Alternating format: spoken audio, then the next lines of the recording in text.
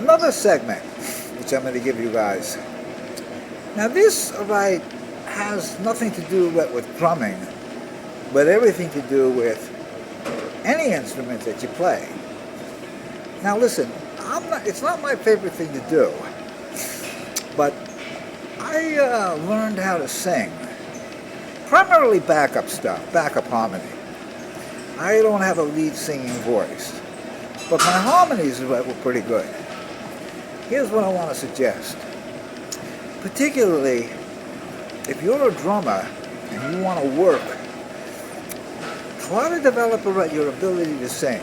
Now, some guys are right, or any instrumentalist for that matter. If you're a songwriter, right, you need to develop your vocal skills. But, I never took lessons. But I'll tell you one thing. When I got my degree at Nassau Community College, I hold an associate's degree in music. I took sight singing. The second time I returned. I got an A every time, in that course. Now, it had nothing to do with my singing skills because I don't have a great singing voice, I mean, Freddie Mercury, the late George Michael. Those are guys who have singing voices, Peter Cetera from Chicago, Pavarotti. I mean, these are the guys who had chops. So, I knew I was never going to really be a good singer because I really didn't have a good quality singing voice. But let me tell you why it came as an advantage that I can do backup harmonies. And I recommend that you, if you're drumming, learn backup harmonies. Learn to be able to do that.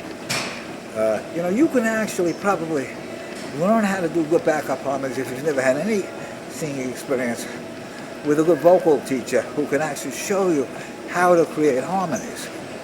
Let me tell you why it might be of value.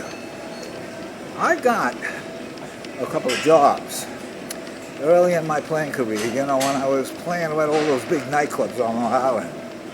I got some various jobs that other drummers might not have gotten because I could do the backup harmony. In other words, I was more of an asset to the band. And, it was funny, right? I knew I had to develop it, so I started practicing singing backup harmony and airplay. That was the first band I attempted to do that in. And I wasn't very good. And sometimes they turned my mic off. But I needed to learn how to do it. So I would just improvise my own harmonies to the parts where there were supposed to be harmonies. Since we were doing top 40, it was pretty easy to know where the harmonies would be. Like a lot of the Beatles songs. Roll up for the mystery tour. All that harmony there. I would just pick a note. And I knew theoretically which note to pick, whether it be a third or a fifth. That's why you need to study your music theory and basic chord structure on the piano. You don't have to get a teacher to do it, but you have to be able to do, mi, sol, do, re, mi, fa, sol, la, ti, do. In other words, you need, do, mi, so that's a third, sol, la, ti, do. Sight singing. But the reason why this is of an advantage is if you're doing a harmony, you might want to harmonize a third or a fifth, but if you can't hear those notes, you're going to get in trouble. So, and I remember them turning the mic off, but eventually I started to get better at it, and they left the mic on. And then I got a gig with Metro, where Mark hired me under the agreement that I would do backup harmonies in that band. I believe at that time, when I joined the band, you had Julie and Mark. Mark did harmony. Jay didn't do any harmony. Doc did some harmony. And so he put me to work. And I used to do these different harmonies. It wasn't my favorite thing. Now, let me tell you another story on the other hand of where I lost opportunity because I didn't sing. Well, it wasn't right that I didn't sing. I had an opportunity, Oh, by the way, if you have somewhat potential of lead singing ability, which not everybody has. I mean, you know, Don Henley, he's amazing. He has just an amazing voice. Phil Collins, I mean, the guy, his voice is like as smooth as satin. Here's another example. There are some other singing drummers. Most drummers are not lead singers. But those two particular guys came in mind. Tony Williams, the late great, he had like a nice voice. It wasn't the right great, but he did like a couple of voice type things. Billy Cobham, he did raps. Can't get enough. Oh no, what did he do? Puffin' stuff. Puffin' stuff. Got to get away from that puffin' stuff. That smoking stuff. That smoking stuff. Got to be free so the mind can feel the freedom that's all around it. Cobham did a rap, all right, but I don't think Cobham ever sang. I don't know if he could or he couldn't.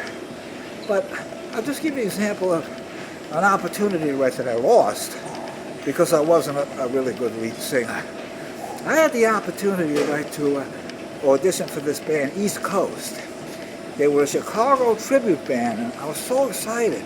Tommy Giordano was in it, and I was going to fill John Falling's position.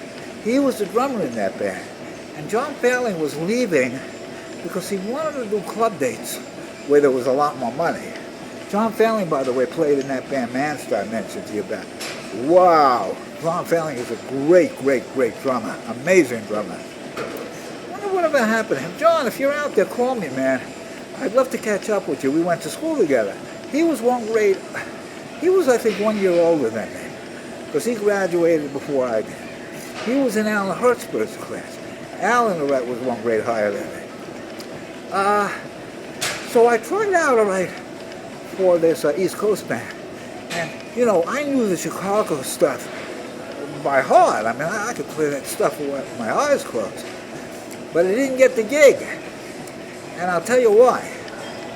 The other drummer that tried out came in. Now, I don't know if he was better than me at Chicago. I really don't know. I don't know who got the gig. I didn't hang out to find out. I never went to see them. I actually never seen them with anybody. I just auditioned for them. But the drummer that got the gig because he was an excellent, excellent lead singer. This guy had a really, really good voice.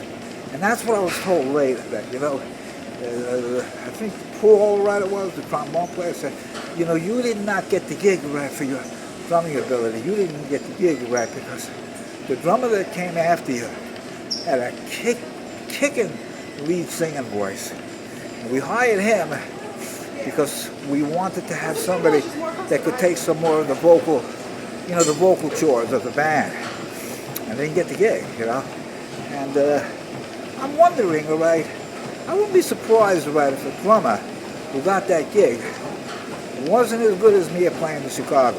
I don't know, right, if his abilities were less or more. I'll never know because I never heard it. But he got it right because he was an amazing singer.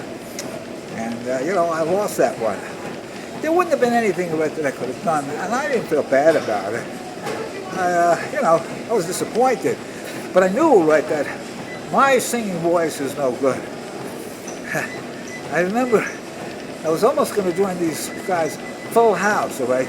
Those guys, all right, they were doing like all this Beatles stuff, and as part, all right, of the gig, all right, I had to do a lot of harmonies, and I remember getting together. I didn't end up working with those guys for some reason. Something happened. I think you're right, they kept their old drummer. But I remember, right, I had to try to sing, what would you do if I sang out of tune? Would you stand up and walk out on me? Let me lead. I did the Ringo Starr song. A little help from my friend. And I sounded all right. Now, Ringo, all right, he wasn't a great singer, but he did write a couple of those songs. There's an example of a guy that's not a great singer, but a good singer, and I could sing in key. I'll tell you one last story, and then I'm off to see the Wizard. I studied sight singing for my degree. It was part of my education. And